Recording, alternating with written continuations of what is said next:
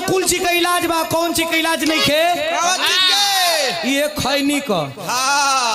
ए भैया अगर तू बड़का बड़का 500 बीघा जोते वाला बाड़ आ चुनौती भुला गई तो सवेरे सवेरे बियो छीटे वाला के दांत नहीं पोरे पड़ी तनी चुनावा दिए खाली तो चुना मांगत मांगत खैनियो मांगे के पड़ी। एक कौनो इलाज ना आता एक देखा जे भैया खात होई वो समझ ले के हाथे पर लेके हम खाई ला ना, लेकिन ढोलक हारमोनियम पर बना दे, बना के ठोका जाई, बना के ठोक दई। आओ तो मास्टर ठोक दई। ए भैया ठोका नहीं ठोकना पड़ेगा। आइए ठोकना पड़ेगा भाई।